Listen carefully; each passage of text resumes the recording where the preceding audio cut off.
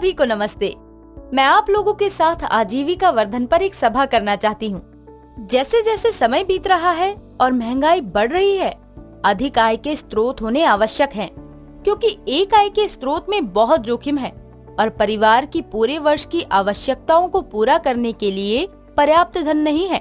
किरण दीदी, आप तो जानती हैं, एक आय के स्रोत हमारी मूलभूत आवश्यकता जैसे रोटी, कपड़ा और मकान और हमारी बढ़ती आवश्यकता जैसे शिक्षा, स्वास्थ्य एवं वित्तीय सुरक्षा आदि को पूरा करने के लिए पर्याप्त नहीं है। सरोज दीदी, यही कारण है कि मैंने आपसे कई बार कहा है कि अपनी आय के स्रोत के रूप में केवल एक ही साधन पर निर्भर न रहें। छोटे व सीमांत किसानों के लिए डेयरी पशुपालन एक अच्छा व्यवसाय है, जिसमें कृषि के कारण पशुओं के चारे की आवश्यकता भी पूरी होती है। जैसा कि मैं जानती हूँ, आप और अन्य किसान जो आज यहाँ पर उपस्थित हैं, उनके पास पहले से ही डेयरी व पशुपालन व्यवसाय करने के लिए पर्याप्त भूमि है। लेकिन मुझे आश्चर्य है कि आप लोग डेयरी व पशुपालन क्यों नहीं करते? किरण दीदी, आप हमेशा हमें पशुपालन व्यवसाय के लिए प्रेरित करती रहती हैं। इस पर डेयरी पशुपालन से आपको और हमें क्या लाभ मिलेगा?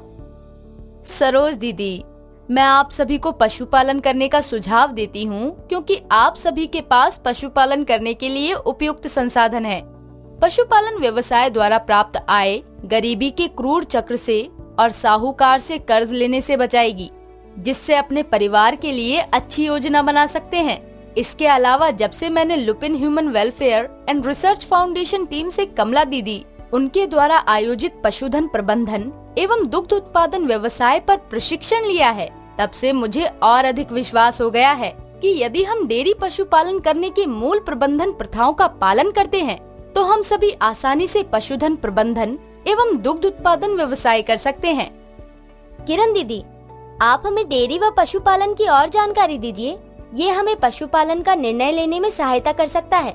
इसके अलावा यदि हम डेयरी पशुपालन भी अपनाते हैं, तो इससे दूध की आपूर्ति बढ़ाने में किस तरह से सहायता मिल सकती है? गहना दीदी, भारत संसार का सबसे बड़ा दूध उत्पादक देश है, जो 150 मिलियन मीट्रिक टन दूध का उत्पादन करता है। भारत दूध और दुग्ध उत्पादों के लिए संसार का सबसे बड़ा और सबसे तेजी से बढ़ता हुआ बाजार भी है। किरण दीदी, ये अच्छी बात है कि भारत में डेयरी व पशुपालन उपयुक्त है, परंतु क्या ये हमारे लिए भी उपयुक्त है? गहना दीदी, ये आजीविका हम जैसे लोगों के लिए ही है। मैं आपको बताऊंगी कि पशुपालन की कौन सी नस्ल हमारे क्षेत्र के लिए लाभकारी है, जिसकी देखभाल हम अच्छी तरह से कर सकते हैं और दूध उत्पादन में भी कोई कमी नहीं आएगी, यदि आप मेरे बताए हुए तकनीकी तरीकों को अपनाएंगे। गहना दीदी, कल्पना कीजिए कि आप सभी अपनी पसंद की नस्ल के आधार पर लगभग 180 से 300 दिनों के लिए डेयरी व पशुपालन के माध्यम से नियमित आय प्राप्त करने में सक्षम हैं। क्या आप तब भी पूरी तरह से स्थानीय साहूकार पर निर्भर रहेंगे? किरण दीदी, आप सही कह रही हैं, लेकिन डेयरी पशुओं का भी प्रतिदिन खर्चा होगा। भगवान न करे अगर ये मर जाए या बीमार पड़ जाए तो हम मुसीबत में पड़ जाएंगे। सरोज दीदी, चिंता की कोई बात नहीं है। यदि आपका पशु बीमार होता है, तो सरकारी अस्पताल में डॉक्टर का परामर्श और दवाई की सुविधा भी दी जाएगी और पशु इंश्योरेंस भी होगा, जिससे इनकी मृत्यु हो जाने पर आपको भुगतान मिलेगा। आज मैं इस बारे में चर्चा करूंगी कि कैसे डेयरी पशुधन प्रबंधन और डेयरी पशुधन के लिए नस्ल सुधार और उन्नत विधियों को अपनाने से डेयरी पशुधन से आर्थिक लाभ में वृद्धि हो सकती है। किरण दीदी, क्या आप हमें बता सकती हैं कि पशुओं और भैंसों के लिए उपयुक्त दुधारू नस्लें कौन सी हैं? रोजा दीदी, राजस्थान की देशी गायों की बात करें तो देशी गाय की नस्लें हरियाणा, कांकरेज, मेवाती, नागौर, राठी, साहिवाल, थारपारकर, नारी है।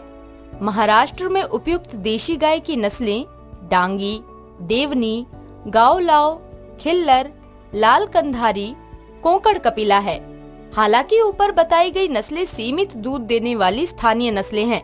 अधिक दूध देने वाली लोकप्रिय देसी नस्लें गिर, लाल सिंधी, साहिवाल, कांकरेज हैं। भैंस के लिए उपयुक्त भैंस की नस्लें मुर्राहा, नीली रावी या भदावरी, नागपुरी और जाफराबादी हैं। विदेशी नस्ल की गायों के लिए हॉल्स्टीन फ्रिजियन और जर्सी गाय राज्यों और पूरे भारत में लोकप्रिय हैं।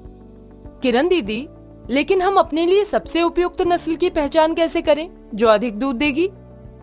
दीदी, लोकप्रिय स्वदेशी मवेशी से दूध की पैदावार होती है और अन्य प्रमुख विशेषताएं इस प्रकार हैं। गिर नस्ल। इस नस्ल की वार्षिक दुग्ध उत्पादन 1125 से 2690 किलोग्राम तक होता है। दुग्ध दोहान काल की अवधि औसतन 300 दिनों तक चलती है। प्रतिदिन उत्पादन 6.5 किलोग्राम से 10.47 किलोग्राम तक होता है। शुष्क अवधि 137 दिनों से 271 दिनों तक होती है और प्रथम बयांत की आयु लगभग 35 महीने होती है। लाल सिंधी नस्ल। इस नस्ल की वार्षिक दुग्ध उत्पादन 1444 से 1620 किलोग्राम तक होता है। दुग्ध दोहन काल की अवधि 275 दिनों से लेकर 345 दिनों तक होती है। प्रतिदिन उपज 5 किलोग्राम से 10 किलोग्राम तक होती है। शुष्क अवधि 57 दिन से 195 दिन तक होती है और प्रथम बयांत की आयु लगभग 46 महीने होती है। साहिवाल नस्ल। इस नस्ल की वार्षिक दुग्ध उत्पादन औसतन 1522.98 किलोग्राम है।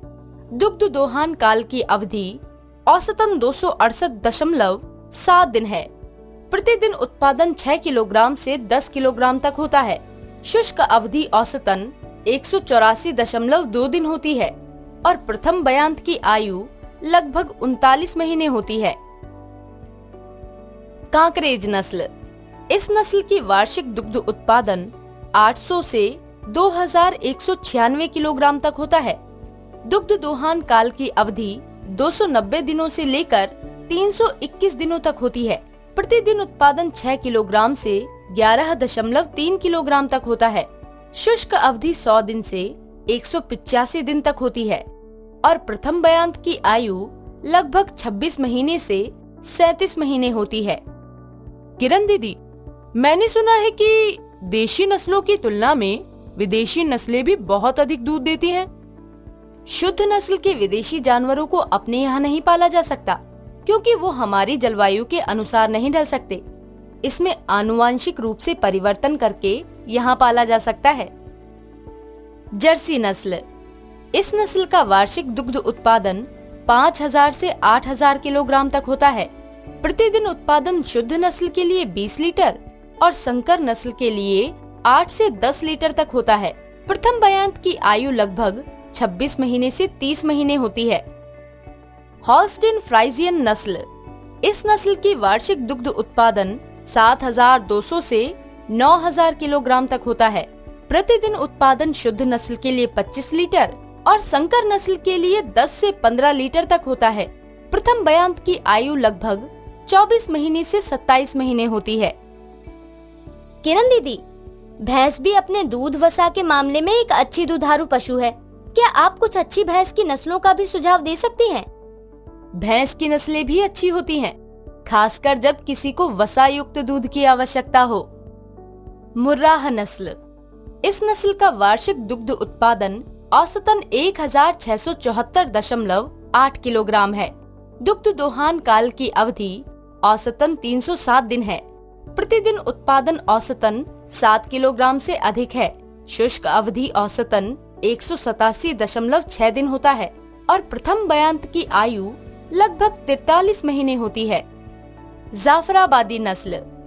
इस नस्ल का वार्षिक दुग्ध उत्पादन 1752 से 2238 किलोग्राम के बीच होता है। दुग्ध दोहन काल की अवधि 289 से 364 दिनों तक होती है। प्रतिदिन उत्पादन 6 से 10 किलोग्राम है। शुष्क अवधि 144.9 से 179.6 दिनों के बीच होती है और प्रथम बयांत की आयु लगभग 45 से 54 महीने होती है। नीली रावी नस्ल। इस नस्ल का वार्षिक दुग्ध उत्पादन 1483 से 2013 किलोग्राम के बीच है। दुग्ध दोहन काल की अवधि 277 से 355 दिनों तक होती है। प्रतिदिन उत्पादन 5.50 से 8.45 किलोग्राम है। शुष्क अवधि 98 से 202 दिनों तक होती है और प्रथम बयांत की आयु लगभग 37 से 53 महीने होती है। नागपुरी नस्ल। इस नस्ल का वार्षिक दुग्ध उत्पादन 1060 से 1243 किलोग्राम तक होता है। दुग्ध दोहन काल की अवधि 270 से 297 दिनों तक होती है। शुष्क अवधि 125 से 133 दिनों तक होती है और प्रथम बयांत की आयु लगभग 55 महीने होती है।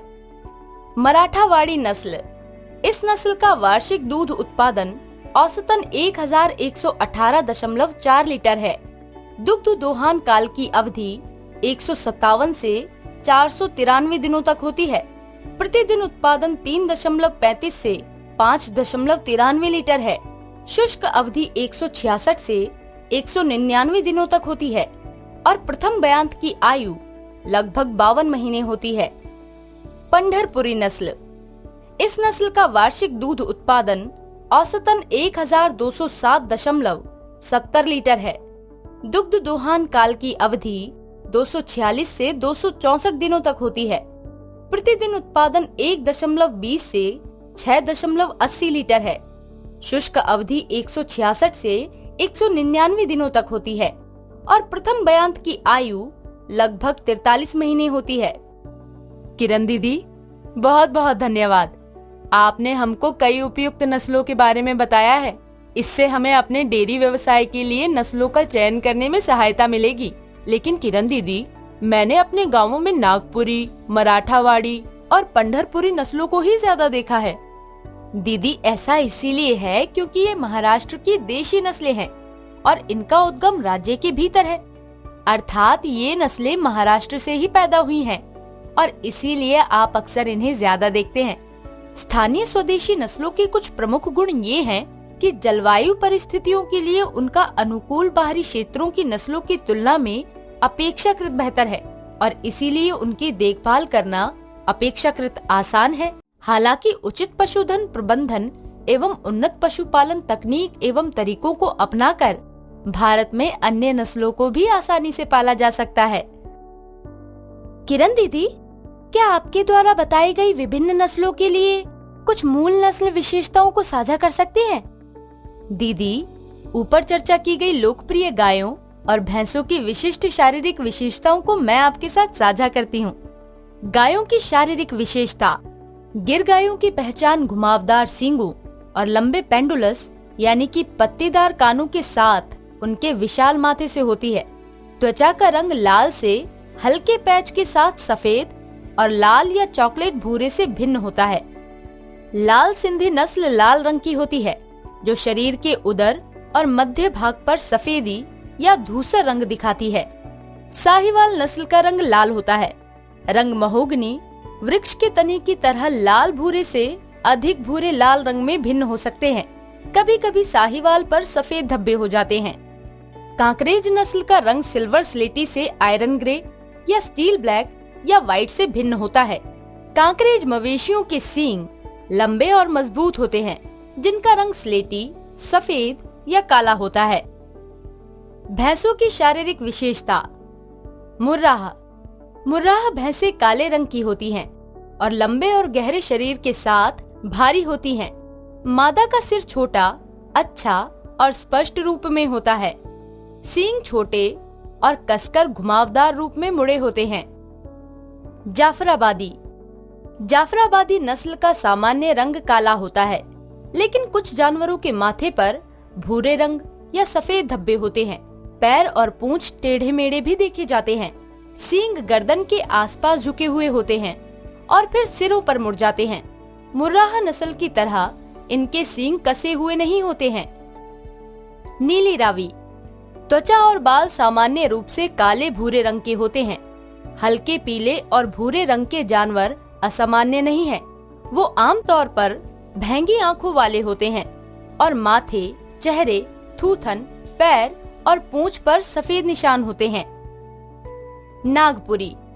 अधिकांश नागपुरी भैंसें भूरे और अन्य रंगों के साथ काले रंग की होती हैं। चेहरे, टांगों और पूंछ के सिरों पर सफेद धब्बे आम लक्षण हैं। मराठावाड़ी, त्वचा का रंग मुख्य रूप से काला और कुछ हद तक गहरा काला होता है। माथे पर सफेद निशान और पूंछ सामान्य रूप से टेढ़ी मेढ़ी होती है। पंढरपुरी, त्वचा मुख्य रूप से भूरे रंग के धब्बों के साथ काली होती है। डेयरी नस्लों के बारे में इतनी महत्वपूर्ण जानकारी बताने के लिए धन्यवाद किरण दीदी। मुझे लगता है कि आपके द्वारा बताई महत्वपूर्ण जानकारी के आधार पर हम में से कई लोग डेयरी पशुपालन शुरू करने के इच्छुक होंगे।